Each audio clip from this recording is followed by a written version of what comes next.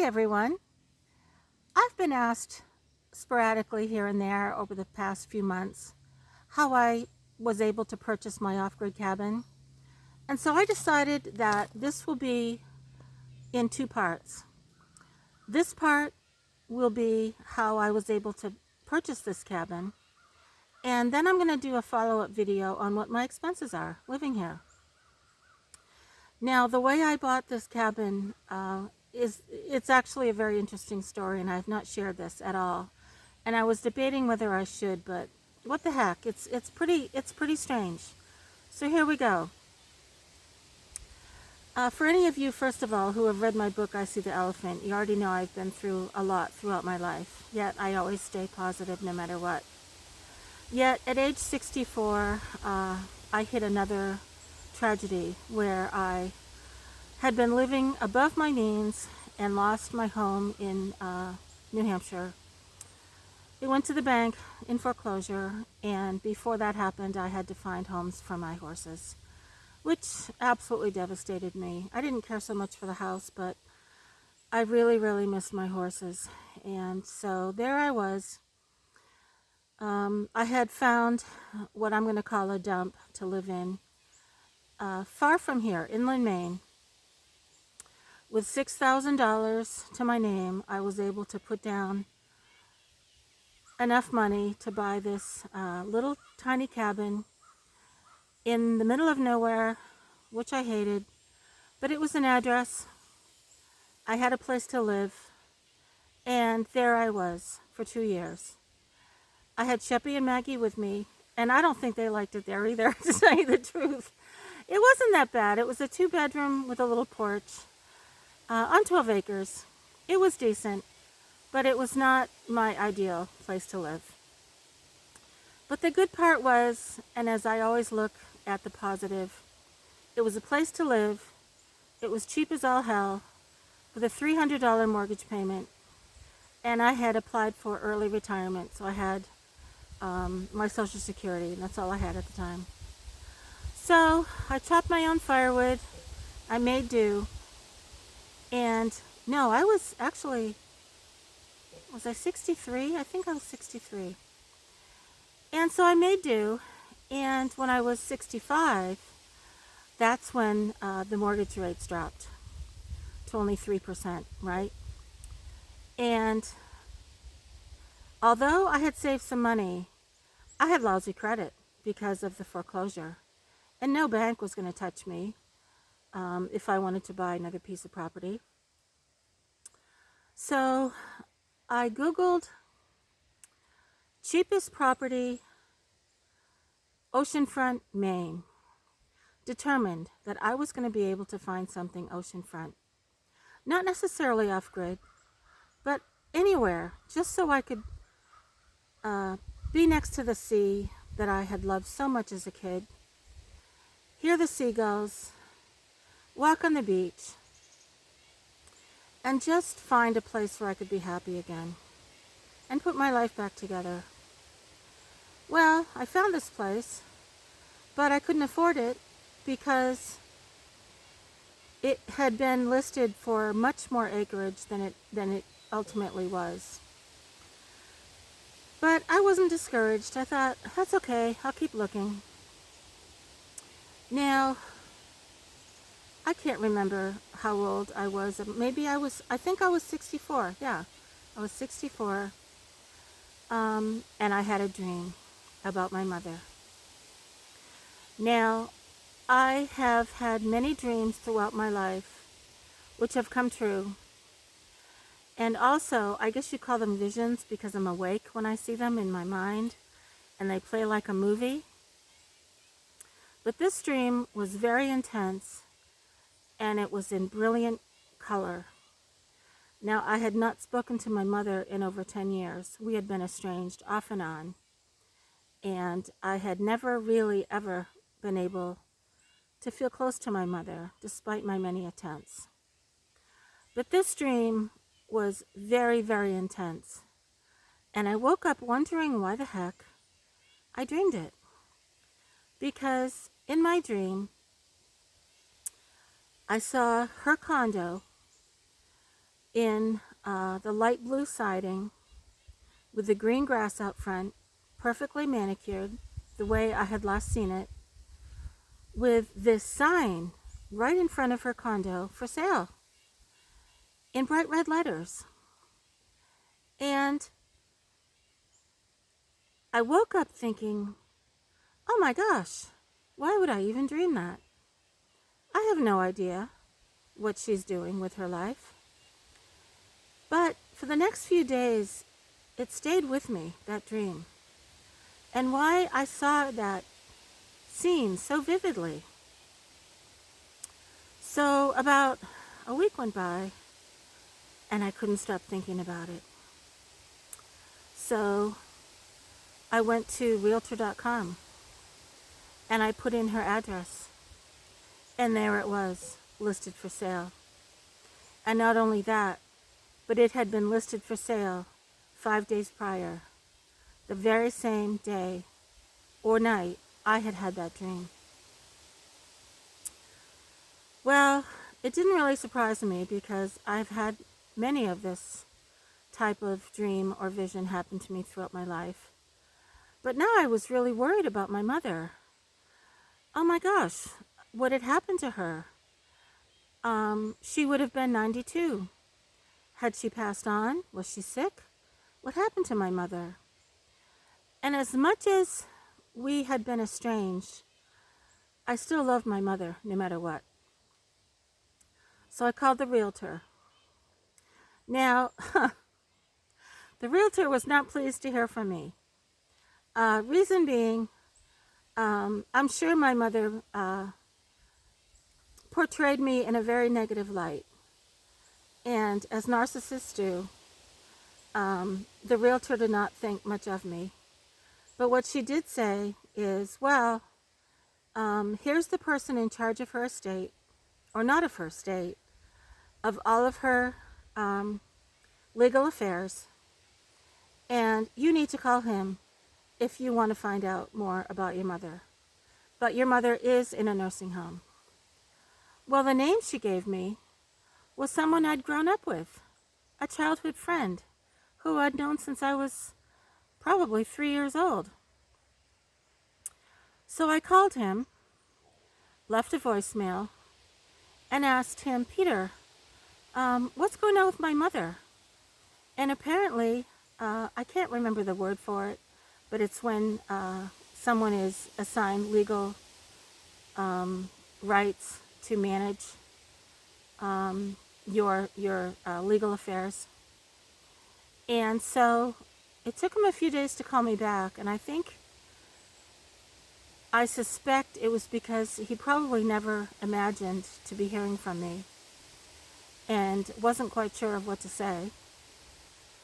But he finally did, and he left me a message. And what he said was, yes, your mom's in this nursing home, gave me her phone number, and her condo is for sale, and I have given away all of her property to charity. And there is nothing for you, Barbara. But here's her phone number, and I'm not sure if she wants anything to do with you, but here's the number. Well, after I heard that message, I don't think I'd ever cried so hard in all the years since being devastated by her the last time. Because first of all, this was a friend, and why would he give away everything in her condo and take it upon himself to not only not even try to contact me, but not try to contact my other brother either, who had still been alive at that time, or even my daughter, who I had been estranged from. So all of this hit really hard, and I called him back, and I was so angry and so hurt, and I honestly don't know how I held it all together. But I asked him, well, is there anything left? And all I really wanted were 2 items. I wanted the box of family photos that my mother and I had looked at the last time I'd seen her. All those black and white photos that really did mean a lot to me, that she had kept for 50 years in a shoebox. And I also wanted our old kitchen table that had belonged to my great-grandma. And that's all I had wanted. And he had not only given away that old wooden kitchen table that had belonged to my great-grandmother, but he had taken that box of precious black and white photos and thrown them in the trash. And I was even more devastated when he said that. But what devastated even more was that he didn't even seem like he cared that he even did that. And I realized that my friend had no feelings whatsoever towards me at all.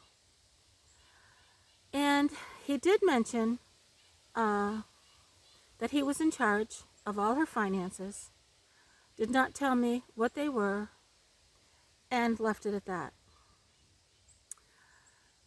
Well, I can't remember how many days or hours I cried.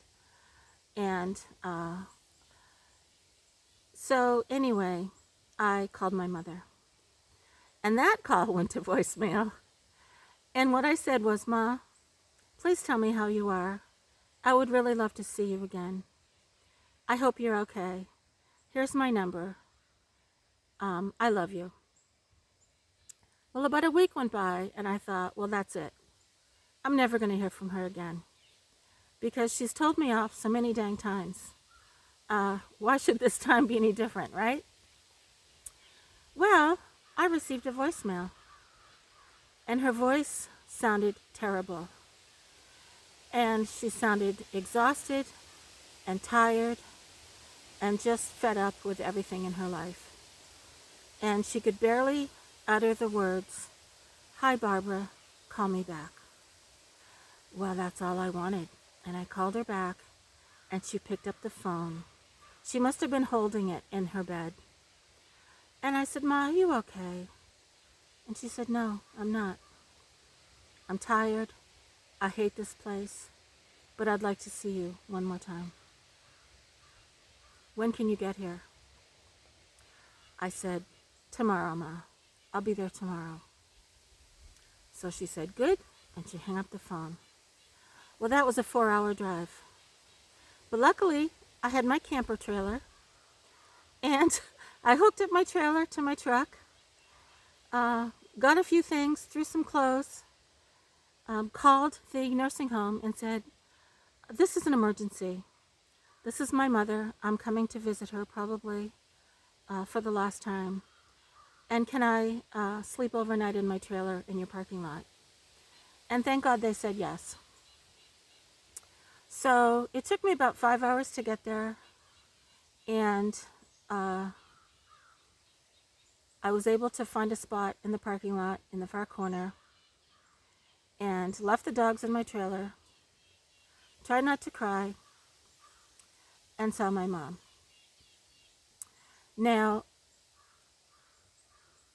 I did not tell her how bad she looked, because I'm sure she already knew. I did not tell her how hurt I was, or how angry I was, or how devastated she'd made me feel. I put that all in a box, and I wanted to shower her with love and make her laugh if I could. And so I thought about all the little stupid things I'd done as a kid. And I had brought my tablet, and I played her favorite music. And one of them, I'm so emotional right now, I can't remember which one it was, but I played it for her. And I purposely did not cry, because I did not want her to see me upset. I did not want to upset her. But I knew that I was not going to see her again. Now, I stayed for hours, and the nurse had brought her dinner, and I knew it was past visiting time, but no one told me I had to leave. And we laughed. And when I said goodbye, I told her I'd be back. But both of us knew I wasn't going to see her again. Now, a few days later, my friend Peter called, and he had told me that she had passed away. Now, all this time, I knew she had disinherited me. I knew she had disinherited my brother, but I wasn't there for the money. I had already realized that, well, my father disinherited me. Of course she would too. And I had no idea what money she had. And I had already resolved that in my mind. And just knowing that I had seen her one last time and told her I loved her and given her that one last moment was good enough for me. So when my friend Peter called, it was the strangest conversation, because he told me that in her will, she had left everything to him, and if anything had happened to him, her funds were going to go to her attorney. So that was that. And I was even more devastated, because I thought, so much for a friend, right? Not only has he tossed everything that could have gone to me, should have gone to me, or at least given me the option, to myself and my brother, he'd thrown it all away and given it to charity. Well, he called me back a few days later and he said, Barbara, there is $30,000 left and I'm giving it to you. Now, to this day, I believe that he felt guilty because he'd thrown everything away. And I often wonder, had I not had that dream, found my mother, and called him, would he ever have made the effort to find me? And I don't think he would have. But it is what it is, and I received $30,000 from my mother's estate, even though she had disinherited me. Now, I had remembered this property that I could not have afforded because my credit was terrible. So lo and behold, I got back on Realtor.com and it was still available. And not only that, but the seller had subdivided down to 20 acres and he was offering seller financing. So there you go. With my lousy credit, I had just enough for a down payment, which was $25,000, and I had $5,000 for my wood stove, which I had it professionally installed. And here I was with this property completely and utterly broke again. So I firmly believe that this was all meant to be.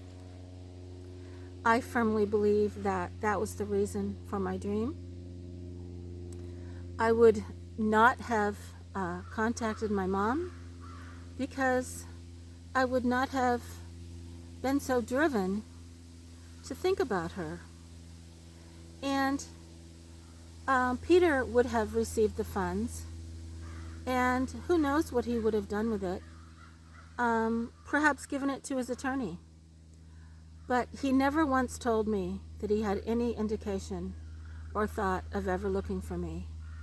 And by throwing away all of those items, which to this day hurts me deeply,